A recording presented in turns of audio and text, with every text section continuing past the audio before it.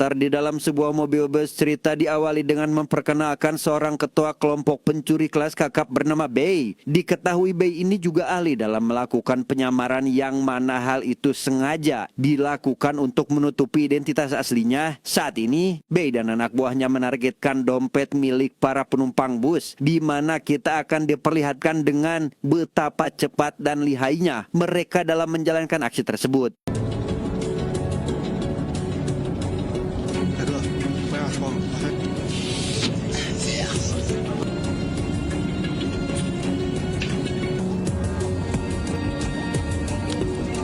Di tengah aksi pencurian yang masih berlangsung, Beita sengaja mendengar percakapan salah satu penumpang bus yang mengaku jika dirinya kaya setelah pulang merantau. Tertarik dengan seberapa kaya orang-orang tersebut, Bei pun lekas memberi aba-aba pada anak buahnya untuk mengincar tas milik si penumpang. Tepat saat bus kembali melaju, tetapi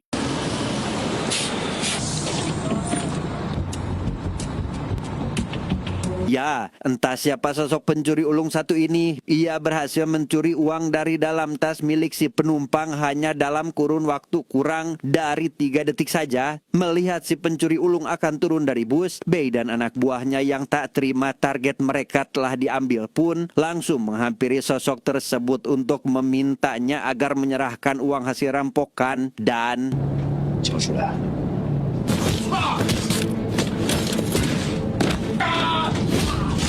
tidak hanya ahli dalam mencuri, si pencuri ulung yang bernama Tao ini pun ternyata juga ahli dalam bela diri. Terbukti dari bagaimana dia mampu mengalahkan Bei dan para anak buahnya, termasuk sekelompok polisi yang menyamar sebagai penumpang bus.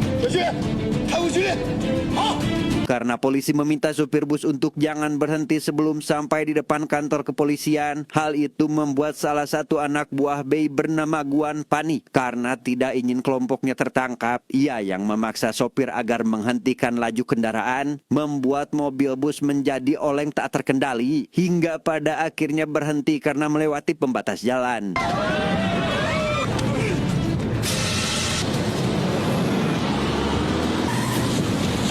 Alhasil, Bei dan anak buahnya berhasil kabur, begitu juga dengan Tao. Karena dirinya juga tidak ingin tertangkap, hingga pada malam harinya di markas, Bei dan anak buahnya mulai bertanya-tanya siapa sebenarnya pencuri tadi. Karena terbersit di pikiran Bei ingin mengajaknya bekerja sama.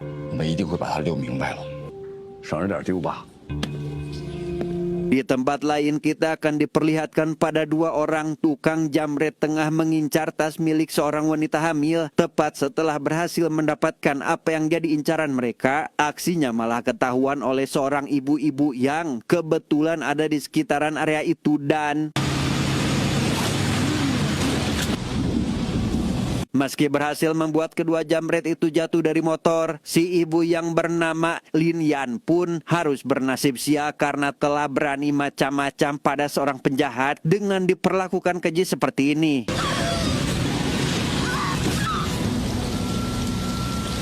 Dampak dari kejadian barusan, Lin Yan pun harus dilarikan ke rumah sakit karena mendapat luka cukup serius, dan karena tidak memiliki kartu BPJS dari pemerintah, keluarganya terutama sang anak yang bernama Xiao kebingungan karena tidak memiliki cukup uang untuk membayar biaya pengobatan. Tapi untungnya ada orang baik misterius yang sudah lebih awal membayarnya.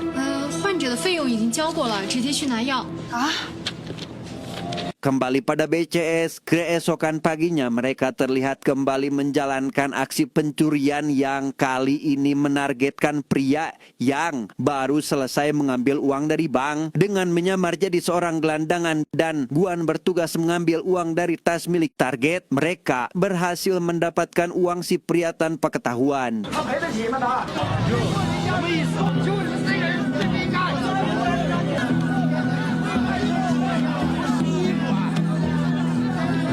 Tepat saat Guan dan rekannya mulai menjauhi kerumunan, Bei secara kebetulan kembali melihat Tao beraksi, di mana kali ini pria itu mencuri hasil curian mau sebelumnya. Karena penasaran, ia pun lekas menemui Tao untuk bertanya perihal pada siapa dia bekerja, sekaligus apa motif Tao selalu muncul saat dia dan anak buahnya sedang beraksi.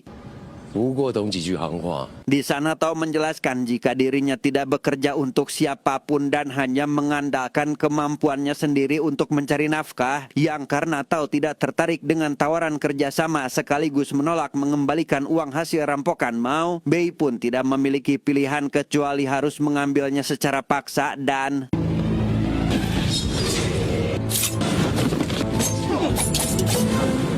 karena ada dua petugas polisi di sekitaran lokasi, Tao dan Bei memilih untuk mengakhiri duel di antara mereka dan lekas pergi dari sana. Hingga pada malam harinya di markas, Bei memarahi Mao karena dianggap kurang waspada dan memintanya agar mengawasi Tao untuk mencari tahu latar belakangnya. Setelah beberapa hari melakukan pengawasan, Guan dan rekannya memutuskan untuk menemui Tao secara langsung karena meyakini jika pria itu hanya warga lokal biasa. Setelah menjelaskan terkait alasannya datang yaitu untuk mengajaknya gabung, rekan Guan yang bernama Ros ini pun memberikan sepucuk kertas berisi nomor teleponnya, berharap Tao akan berubah pikiran suatu hari nanti.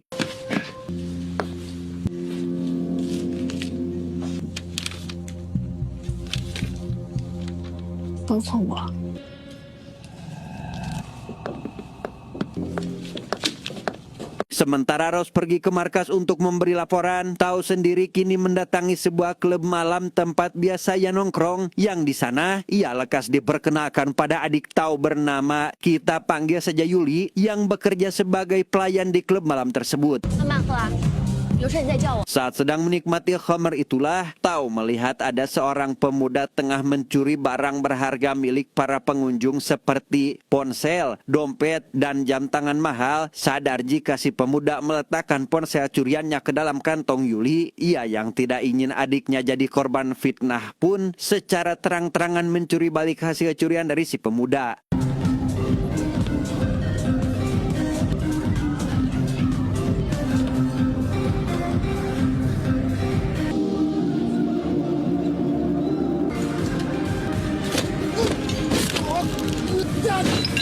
Setelah sedikitnya diberi pelajaran oleh Tao, si pemuda yang mengatakan jika dirinya bernama Chen pun mau tidak mau harus memperbaiki kesalahannya itu dengan cara membantu Yuli selaku korban fitnah, tetapi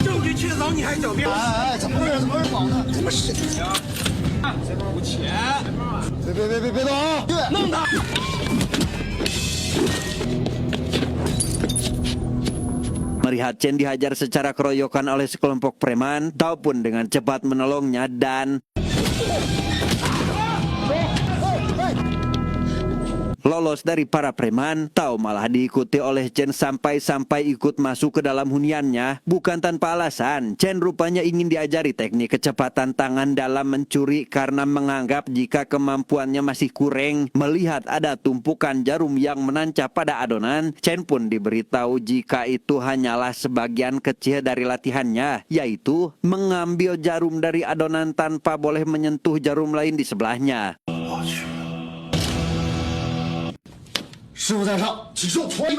Di sana Tao memberitahu jika akhir-akhir ini dia sering diawasi oleh Bei dan lekas bertanya kepada Chen apakah dia mengenal sosok tersebut, di mana Chen menjelaskan jika dirinya hanya sebatas tahu nama beliau karena merupakan orang terkenal dalam sindikat kejahatan.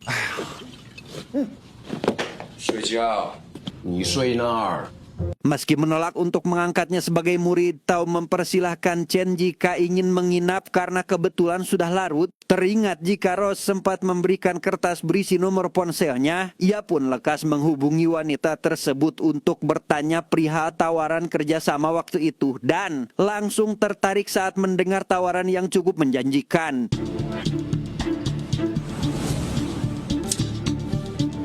Singkat cerita, esok pagi pun Caang. Saat terbangun dari tidurnya, Tao mendapati Chen sudah tidak ada di sana dan hanya mendapati sepucuk surat berisi ucapan terima kasih. Tanpa memikirkan kemana pemuda itu pergi, ia lekas menemui Guan dan Mao di lokasi pertemuan untuk diantar langsung ke markas Bei.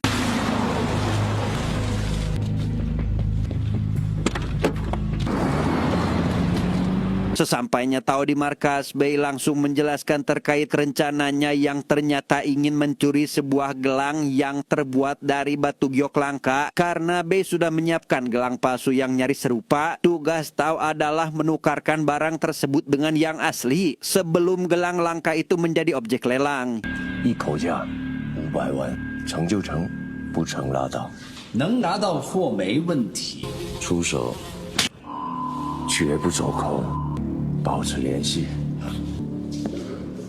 Selesai bernegosiasi, Tao lekas pergi ke sekitaran area rumah sakit untuk sekedar melihat Lin dan Xiao dari kejauhan. Karena ternyata Tao ini merupakan suami dari Lin, yang itu berarti dia adalah ayah kandung dari Xiao. Alasan kenapa Tao tidak menemui istri dan putrinya secara langsung adalah ia ternyata merupakan seorang polisi yang sedang menyamar untuk memberantas organisasi kriminal. Pada waktu itu, kepala polisi yang bernama Xiang menugaskan Tao untuk menyusup ke dalam sindikat pencurian di bawah kepemimpinan Bei yang tujuannya tentu saja untuk menghancurkan sindikat tersebut dari dalam. Di waktu yang sama di sekitaran area rumah sakit, Xiao tak sengaja melihat Mao dan satu rekannya sedang mencuri dan memutuskan menggagalkan aksi mereka. Melihat kejadian tersebut, Tao tidak bisa berbuat apa-apa untuk membantu dan untungnya ada petugas kepolisian yang berpatroli di lokasi tersebut. Berkat keberanian Xiao, satu pencuri itu pun berhasil diamankan, namun tidak dengan Mao karena langsung melarikan diri. Sedangkan di tempat lain, Chen terlihat menemui Yuli untuk bertanya seputar Tao, di mana Yuli terpaksa berbohong untuk merahasiakan identitas sang kakak yang ternyata sedang dalam misi rahasia. 这2天没见他呀，我看，我现在也没啥工。你去，你先喝啊。 Entah apa alasan Chen menanyakan hal tersebut. Selesai dari sana, ia lekas kembali menemui Tao tepat saat pria itu baru sampai di depan rumahnya. Sambil membawa beberapa botol minuman, Chen lekas ikut masuk untuk mengajaknya minum-minum. 我今儿不喝。 Karena sedang capek dan butuh istirahat, Tao memutuskan untuk menolak tawaran Chen dan menyarankannya untuk pulang saja. Tapi tiba-tiba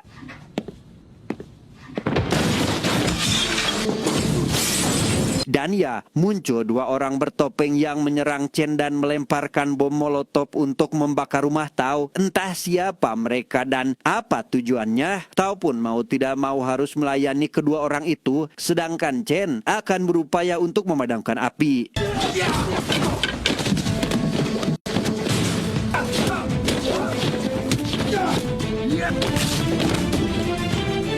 Setelah mengalahkan dua pria bertopeng dan membiarkan salah satu di antaranya melarikan diri, keesokan harinya Tao membawa orang itu ke hadapan Bei karena beliau sudah pasti mengenali siapa mereka. Yang di sana, rekan si pria bertopeng yang semalam melarikan diri juga berhasil ditangkap dan digantung terbalik di atas kuali berisi minyak panas.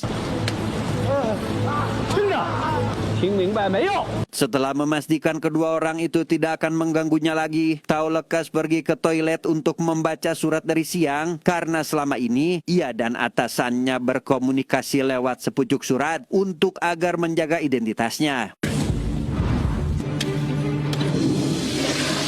Sadar jika saat ini ada seseorang yang mengawasinya dari belakang, Tao lekas meminjam ponsel milik tukang semir sepatu untuk mengirimkan pesan darurat pada Xiang, yang mana inti dari pesan tersebut ia memberitahu Xiang terkait Chen yang akhir-akhir ini sering menemuinya dan belum mengetahui pasti siapa sebenarnya pemuda tersebut. Seperti biasa, Tao mendatangi klub malam tempat Yuli bekerja yang kebetulan hari ini adalah hari terakhir sang adik ada di sana. Bukan tanpa alasan, Yuli rupanya telah diterima kerja di sebuah perusahaan ternama dan untuk merayakannya, ia sengaja mengundang Tao dan Chen untuk mentraktir keduanya minum sampai-sampai tidak memperbolehkan mereka pulang sebelum mereka semua tumbang. 喝酒。 Memanfaatkan situasi ini, Tao lekas menginterogasi Chen secara langsung untuk bertanya perihal apa tujuan dia ingin dekat dengannya, di mana Chen malah menunjukkan kontrakan tempat dia tinggal dan sedikit curhat terkait kondisi ekonomi keluarganya. Sejenak kita tinggalkan dulu urusan Tao dan beralih ke kantor kepolisian. Saat ini Siang mengadakan rapat singkat untuk membahas rencana penyergapan terhadap kelompok Bei. Karena berdasarkan informasi, Bei dan anak buahnya akan melakukan pencurian besar esok hari. Siang menaruh kepercayaan pada polisi muda bernama, kita panggil saja Samsul, untuk memimpin operasi penyergapan tersebut. Singkat cerita, hari yang ditunggu pun tiba. Berlokasi di sekitar rumah milik si kolektor yang akan melakukan lelang, Samsul dan rekannya terlihat sudah ada di sekitar lokasi dan tinggal menunggu waktu yang tepat untuk melakukan penyergapan. Sedangkan di sisi lain, Guan dan Mao juga sudah ada di sana untuk juga ikut memantau situasi. Di dalam rumah si kolektor sendiri, Tao yang mendapat tugas untuk menukarkan gelang palsu dengan yang asli, kini sedang menuju ruangan tempat barang berharga itu disimpan. Setelah berhasil menemukan ruangan yang dicari, ia kali ini harus membuka berangkas milik si kolektor karena meyakini jika gelang itu tersimpan di dalamnya.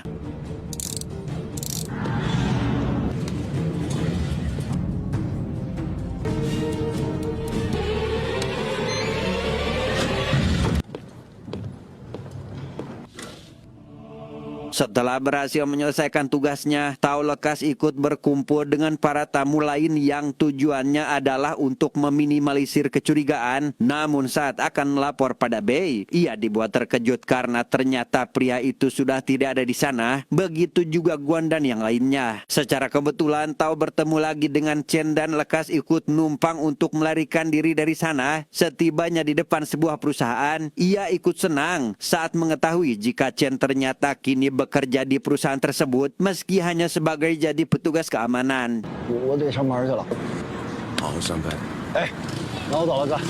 Tepat setelah Chen pamit undur diri untuk bekerja, Tao dihampiri Yuli yang ternyata adiknya juga bekerja di perusahaan tersebut. Entah apa yang selanjutnya mereka bicarakan, kita dialihkan ke kantor polisi di mana kini Samsul sedikit proses pada Siang karena beliau tiba-tiba membatalkan misi penggerebekan sebelumnya. Di sana Siang menolak untuk memberitahukan alasannya dan lekas menyarankan Samsul untuk istirahat saja. Tepat setelah Samsul pergi, ia mendapati penyakitnya kambuh karena rupanya beliau ini sudah lama mengidap penyakit kanker hati.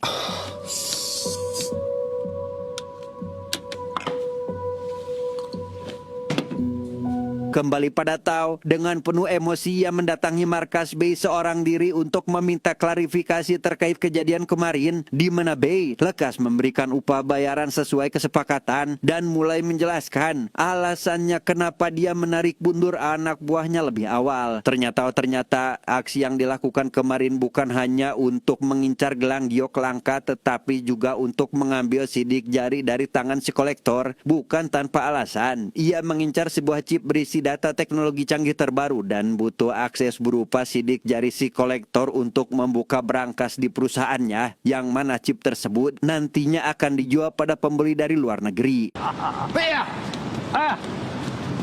你弟弟就是被这丫头害的。 Setelah mengerti dan bersedia untuk ikut, Tao dibuat terkejut melihat Xiao dibawa ke tempat ini hanya karena nyaris membuat Mao tertangkap waktu itu. Takut penyamarannya akan terbongkar, ia langsung memberi isyarat pada putrinya agar mereka seolah tidak kenal satu sama lain dan untungnya Xiao paham betul dengan isyarat tersebut. Melihat Xiao akan dinodai, Tao selaku orang tua pun tentu tidak ingin hal itu terjadi sehingga ia lekas mengambil alih kendali dalam memberikan pelajaran. Dengan sangat berat hati, ia mencebur-ceburkan kepala putrinya ke dalam wajan berisi air untuk membuatnya tak sadarkan diri.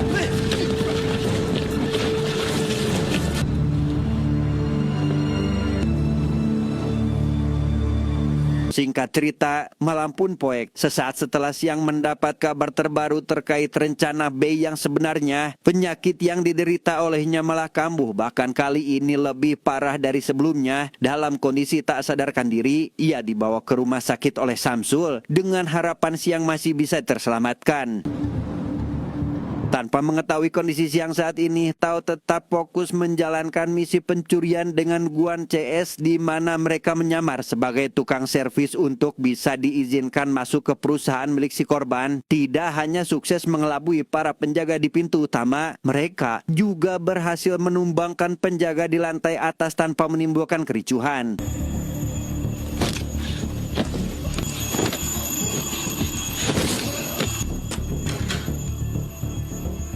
Dengan adanya sidik jari si kolektor, Guan dan Mao bisa dengan mudah membuka brankas yang dimaksud dan tidak butuh waktu lama untuk mendapatkan chip yang selama ini jadi incaran. Tersisa satu masalah, yaitu harus melewati para penjaga di pintu masuk utama. Mereka lagi-lagi berhasil lolos berkat kerjasama yang apik.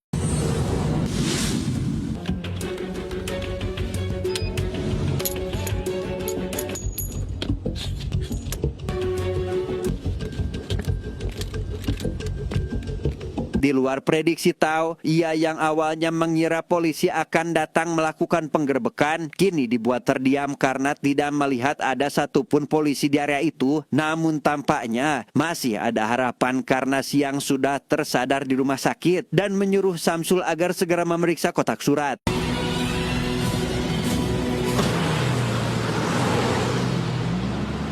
Tao sendiri kini sedang dalam perjalanan menuju markas di mana ia satu mobil bersama Guan dan Mao. Melihat sikap mereka yang berbeda dari biasanya, ia pun jadi curiga jika Guan dan Mao berniat ingin membunuhnya dan tiba-tiba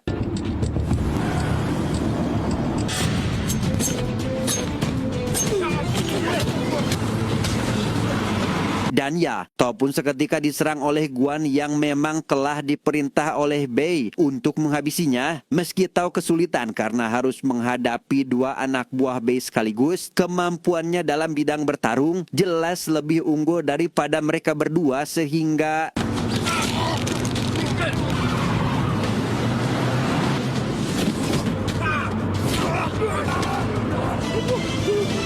setelah memborgol kedua tangan Guan dan Mao pada tiang lampu merkuri, Tao langsung tancap gas ke tempat Bei sedang akan melakukan pertukaran. Sesampainya di lokasi, ia tanpa ragu menunjukkan lencana polisi miliknya dan membongkar identitas asli Bei di hadapan semua orang yang ada di sana. Ternyata Bei yang selama ini kita kenal adalah Chen, atau si pemuda yang sengaja menyamar untuk menutupi identitas aslinya. Yang mana semua itu Tao ketahui setelah mengobrol dengan Yuli terkait pekerjaan adiknya yang baru, dikuatkan oleh bukti lain seperti merek sepatu dan lain sebagainya. Karena sudah terlanjur ketahuan, Chen pun lekas membuka topengnya di depan semua orang karena hal itu jelas tidak akan berpengaruh apa-apa pada reputasinya. Dan karena permainan ini belum berakhir, ia pun menyuruh sisa anak buahnya untuk menghabisi Tao, tetapi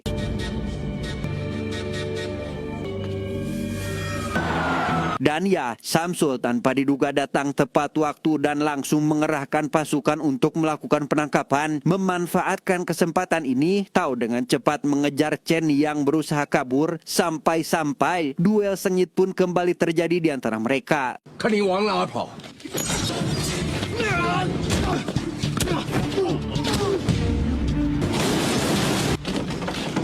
Meski awalnya Tao bisa mendominasi pertarungan, situasi pun mulai terbalik saat Chen mulai bertarung dengan menggunakan pipa besi sebagai senjatanya. Dalam posisi terdesak itulah, Tao memanfaatkan batu bata untuk melumpuhkan tangan kanan Chen sehingga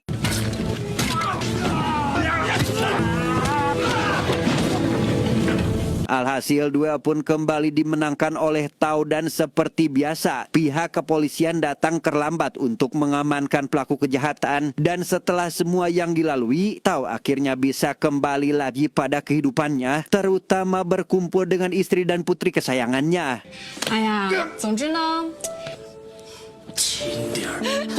Mendengar dari Samsul terkait penyakit yang selama ini diderita oleh Siang, hal itu jelas membuat Tao hariwang karena dia selaku teman dekat beliau baru mengetahui tentang ini hingga beberapa hari setelah Tao pulih sepenuhnya. Ia pun menemani detik-detik Siang menghembuskan nafas terakhirnya dan memberikan salam hormat sebagai bentuk penghormatan.